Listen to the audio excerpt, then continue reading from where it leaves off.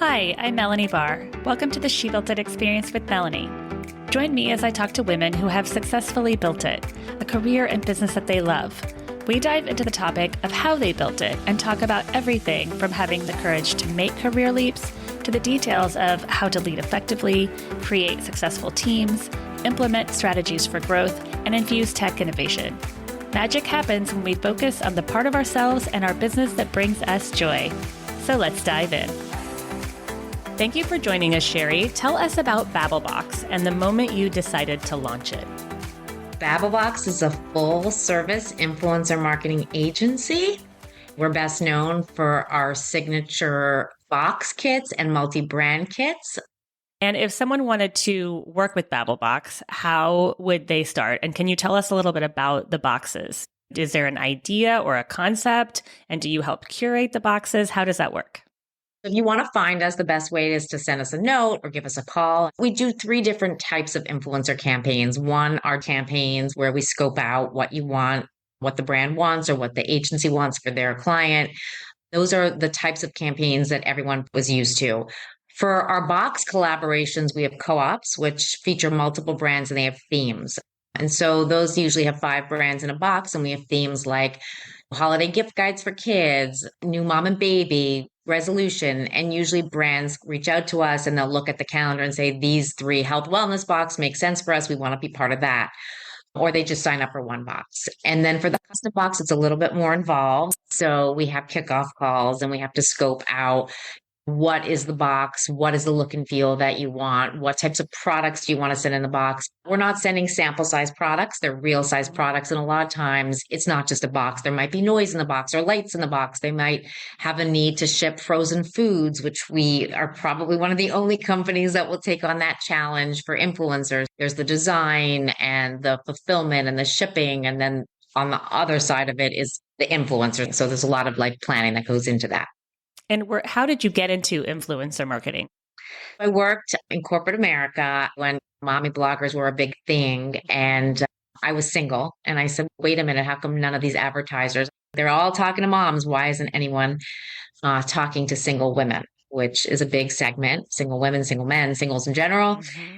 And I took a leap of faith and said, I'm going to start my own blog focused not on dating, but cooking for one, travel for one, health for the single person, and realized very quickly that it was going to be very hard because everyone wanted to talk to the moms. So I started working and doing what a lot of the mom networks in the blogger world did. They had all these mommies that they would then go to advertisers. So I started doing that for anyone who wasn't a mom. So it wasn't just people who wrote about being single. It was like food, cooking, recipe, health, fitness, wellness. These were bloggers that were up and coming, but no one really paid attention to them. And soon enough, we had hundreds and then thousands of influencers focusing on different categories and verticals. That's really smart because even if you are married, there was a lot of time that you were single and lived a single person life. So you would think there would be a big market for that. At least I would. Yeah, I don't know the stats, but it's like a split. Half the country was single and no one was really speaking to them. And I don't really know if they are, but things might have changed a lot in that demo split. And when the box goes out, who does it go to?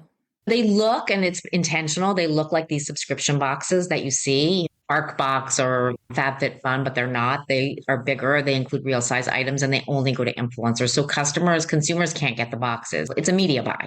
So it's going to curated influencers. The types of influencers depend what the brands want. It might be a health wellness box. It might go out to nano influencers versus mega influencers. It really depends on the scope of the project. BabbleBox is a kindness-first, fast-paced, adrenaline-fueled company that seeks people who are interested in advancing the influencer marketing industry. How has business growth been for you since you launched? We were in the influencer marketing space since 2010. And everyone would say, oh, aren't you worried about your competitors? And I don't look to the sides. When we launched the boxes, for so many reasons. It differentiated us. It was something different. It touched on different trends. It touched on the subscription box trend. It made things easier for brands. It made a lot of our solutions make things more cost effective because if you're partnering with other brands in our co-op solution, it's less expensive to do it. It helped differentiate and grow the business. And then I would say with COVID, when everything like influencers just rose to the occasion, because brands realize that we can't do photo shoots and we can't do anything. So let's send stuff to influencers. And then the box was a nice vehicle to send it to them. So we've been very fortunate. For personal brands and companies who are already influencers, what do you see that's coming next in the industry? I think it's going to be the reverse. You already see it with people who are like, okay, I want to have a product line. You're going to start seeing, what do we do with these malls that are becoming vacant? Could we have pop-up shops that are influencer pop-up shops or merch shops? I have an 11-year-old. He comes home with Prime, or we bought Crunch Labs. Granted, they're mega massive influencers, but I think it's going to be the influencers are going to lead the way back to reality, like offline activations. Yeah, and I think so too. And I just said to someone the other day, I want a box of clothes to show up. We're all so busy. We don't always have time to go to the stores anymore. So it's nice to have that box show up. It's fun. Yeah. We have someone on our team who actually moved into an apartment, like a rent apartment, and she didn't realize, but it used to be an influencer's apartment. And so she keeps getting all these packages and she's like, I don't know why, but all these brands are sending me stuff. Yeah. Oh, that's nice. I wouldn't complain about that. Right.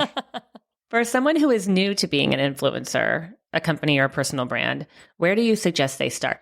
If you're a company and you're new, you don't need the SaaS platforms. You don't need an agency. I would start with one or two, find out who is writing about you, go and listen to the social conversations. And are there people writing about you, and tap into the talent that really likes you, or go very local. If you're a local business and you don't have people talking about you, build that community, because if it starts from around you, it will grow. You don't need to go big in the beginning. You could also do a lot of things natively. If you are reaching out to people in your community that are influencers, because you're local, they might want to support you and you'll save a lot of money that way. And that's so true. And if products are good, friends want to support friends. You offer co-promotions. How do you work with companies and brands to do that?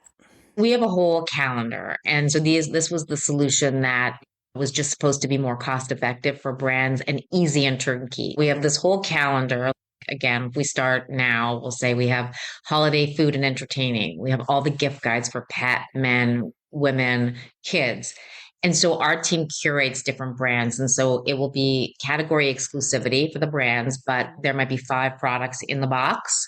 Brands send us the products, we package it, fulfill, and it goes out in our Babel box. So that's our branded box, not a custom box. And then the influencers that receive it, there's 20 of them and they're micros. So in our world, they would have between 20 and 100,000 followers.